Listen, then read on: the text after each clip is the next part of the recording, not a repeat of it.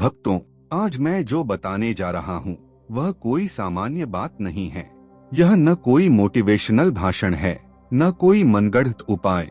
यह वह रहस्य है जो सदियों तक शास्त्रों के पन्नों में छुपा रहा और जिसे केवल चुनिंदा लोगों तक ही पहुँचने दिया गया।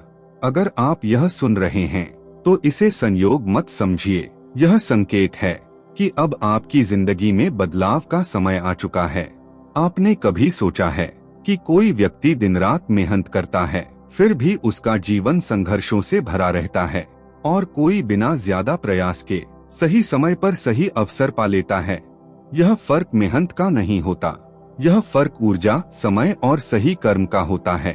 भक्तों, 14 जनवरी 2026 सिर्फ एक त्योहार नहीं है।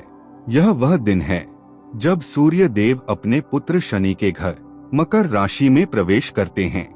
पिता और पुत्र का मिलन होता है और उसी क्षण से देवताओं का दिन उत्तरायण आरंभ हो जाता है। लेकिन इस बार का संयोग साधारण नहीं है, क्योंकि इसी दिन षट्तिला एकादशी भी पड़ रही है। और यही वह बिंदु है जहां ज्यादातर लोग सबसे बड़ी गलती कर बैठते हैं। लोग परंपरा में अंधे होकर खिचड़ी बनाते हैं, चावल खाते हैं और सोचते हैं कि उन्होंने पुण्य कमा लिया। लेकिन सत्य यह है कि एकादशी के दिन चावल का सेवन शास्त्रों में वर्जित बताया गया है और अनजाने में किया गया यह कर्म पुण्य नहीं बल्कि दुर्भाग्य को आमंत्रण देता है। तो फिर प्रश्न उठता है कि ऐसा क्या खाया जाए जो इस दिन धन, सौभाग्य और स्थिरता को बुला ले? उत्तर बहुत साधारण है, लेकिन उसका प्रभाव असाधारण। काला तिल और गुड़। बस यही।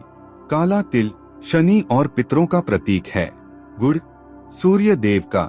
जब मकर संक्रांति के दिन आप तिल और गुड़ का सेवन करते हैं तो आप एक साथ दो सबसे प्रभावशाली ग्रहों को शांत कर देते हैं।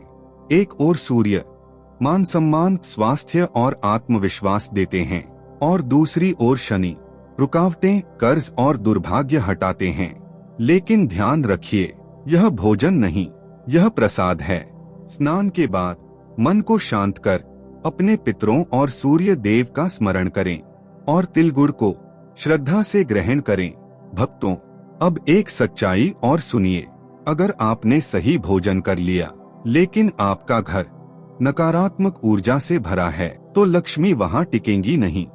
इसलिए मकर संक्रांति से पहले घर से इन वस्तुओं को निकालना अनिवार्य है।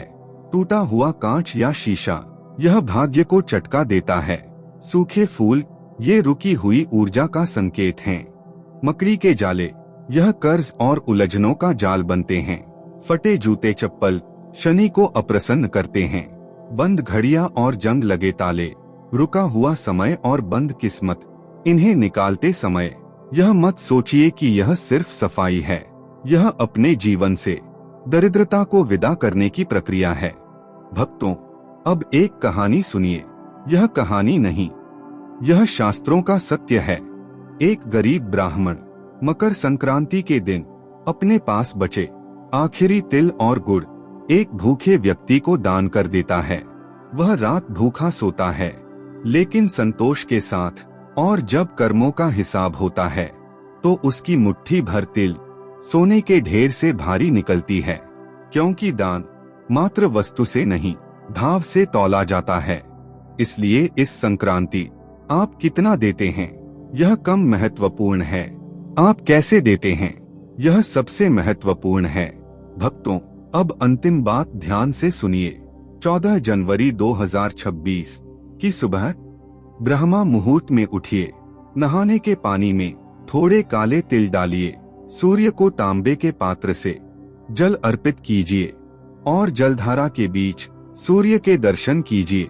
उस दिन चावल से दूरी रखें, फलाहार करें, कुट्टू सिंघाड़ा लें और तिल गुड़ का भोग प्रसाद रूप में ग्रहण करें।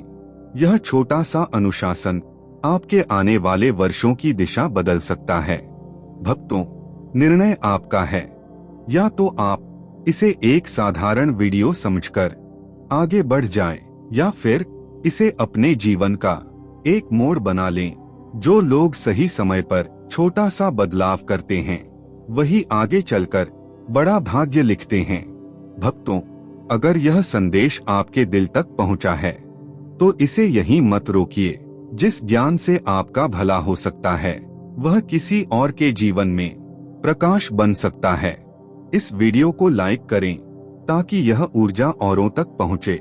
इसे शेयर करें क्योंकि शास्त्रों में ज्ञान दान को सबसे बड़ा दान कहा गया है। और अभी कमेंट में अपने इष्ट देव का नाम या जय सूर्य देव लिखिए। यह आपका संकल्प होगा और ब्रह्मांड इसे सुनेगा। ऐसी ही दुर्लभ और गुप्त जानकारियाँ जो जीवन की दिशा बदल सकती हैं, उनसे जुड़ने के लिए अभी इस चैनल को सब्सक्राइब करें और घंटी का बटन दबाएं। शुभ मकर संक्रांति।